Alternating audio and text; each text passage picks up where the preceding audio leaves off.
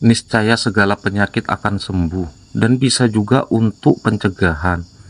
Ucapkanlah bismillah alhamdulillah ketika makanan itu ada di depan kita. Dan ketika makanan itu ada dalam mulut kita dan kita bisa merasakan nikmat makanan itu, ucapkanlah terima kasih ya Allah, terima kasih ya Allah, terima kasih ya Allah dalam batin kita.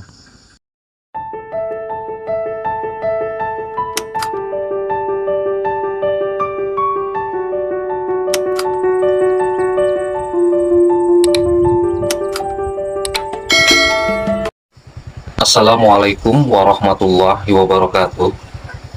Teman-teman, sahabat saudara-saudaraku, saya ini bukanlah seorang ahli kesehatan, saya bukan seorang dokter, bukan seorang ahli terapi, tetapi saya ini adalah orang yang pernah mengalami sakit.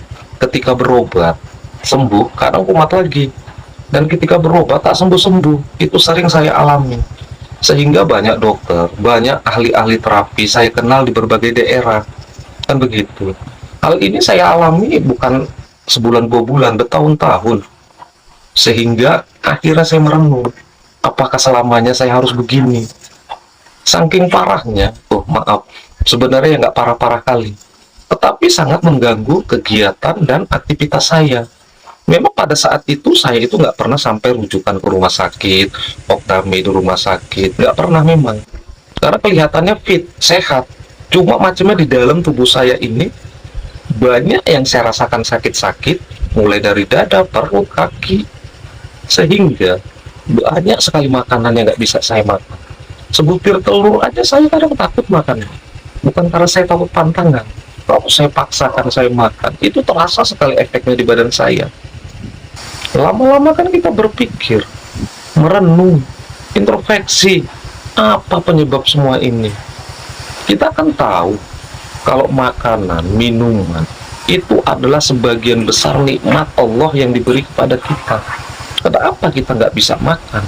Udah jelas nikmat kita itu dicabut oleh Allah Subhanahu wa Ta'ala. Kenapa Allah mencabut nikmat kita? Diri kita ini sebenarnya bisa menjawab. Udah jelas banyak kesalahan-kesalahan yang kita perbuat, banyak aturan-aturan agama ini yang kita langgar. Kan demikian. Ketika kita kecil dulu, orang tua kita, guru-guru kita selalu mengajarkan kita berdoa setiap kita melakukan aktivitas, terutama di saat kita makan, berdoa. Apa yang diajarkan mereka? Allahumma barik lana fima rozaqtana wa qina azabannar. Kan begitu.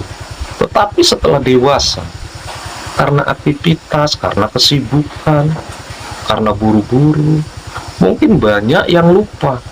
Kalaupun ingat, terkadang dibaca dengan kilat, terburu-buru. Sementara doa itu kan harus dibaca dengan khusyuk dan ikhlas. Kan begitu. Dulu, guru agama saya, termasuk teman saya, itu mengajarkan kepada saya, berbagi pengalaman kepada saya. Apa katanya? Ketika kita makan, makanan itu udah ada di depan kita, ucapkanlah bismillah alhamdulillah, itu doanya juga. Dan ketika makanan itu sudah ada dalam mulut kita dan kita kunyah dan kita sudah bisa merasakan nikmatnya makanan itu, ucapkanlah dalam hati batin kita, terima kasih ya Allah, terima kasih ya Allah, terima kasih ya Allah. Kan begitu. Sebenarnya rasa syukur kita itu kan tadi rasa syukur kita tadi itu kan dikombinasikan antara doa dan bersyukur. Sebenarnya ini berlaku untuk semua kegiatan dan aktivitas kita.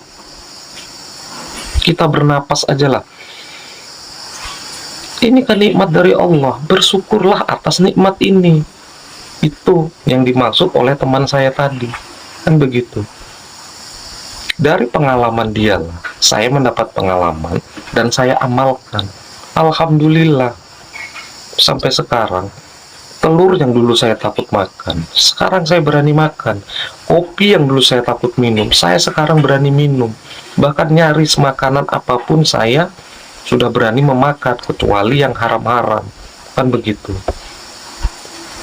Alhamdulillah, dengan berbagi pengalaman, kita akan banyak mendapat solusi.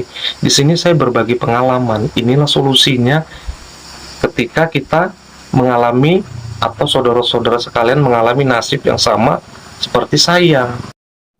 Yang pertama itu pastikan berdoa sebelum makan. Bisa Allahumma barik lana sampai selesai.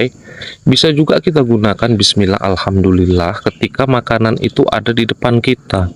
Dan doa itu bisa apa saja sesuai dengan keinginan kita dan sesuai dengan nikmat yang kita rasakan.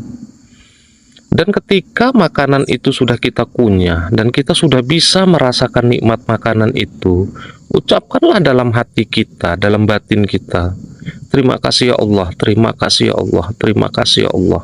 Inilah bukti rasa syukur kita. Antara doa dan bersyukur kita kombinasikan. Dengan demikian, gak serta-merta doa kita itu dikabulkan oleh Allah Subhanahu wa Ta'ala dan kita sembuh. Tidak demikian. Tetapi Allah itu akan membukakan jalan yang tepat untuk kita. Ibarat kata orang, jodoh-jodohan, serasi-serasian, itu kita akan menemukannya. Inilah langkah-langkah pertama yang saya lakukan.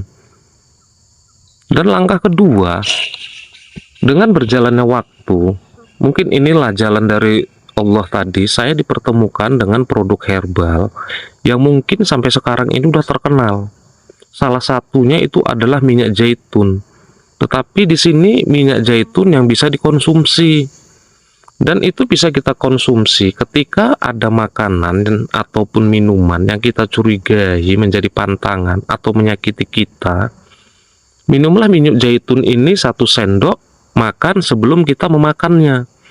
Mudah-mudahan apa yang kita makan, apapun yang kita santap itu akan tawar oleh pengaruh dari minyak zaitun tersebut. Ini pengalaman saya, mungkin teman-teman atau saudara-saudara sekalian bisa mengalami pengalaman yang berbeda dengan saya, kan begitu.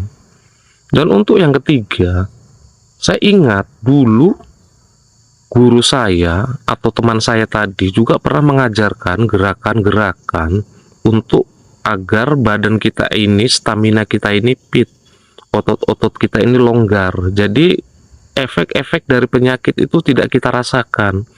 Gerakan itu seperti yoga ataupun senam. Mungkin di video saya berikutnya bisa akan saya share. Mudah-mudahan apa yang saya sampaikan ini bermanfaat dan bisa diamalkan bagi yang senasib dengan saya. Alhamdulillahirrabbilalamin. Mudah-mudahan kita semua diberi kesehatan, kekuatan, dan keselamatan oleh Allah Subhanahu wa Ta'ala. Agar tidak ketinggalan info dari saya, mohon bantuannya sahabat-sahabatku dengan memencet tombol subscribe dan tanda loncengnya.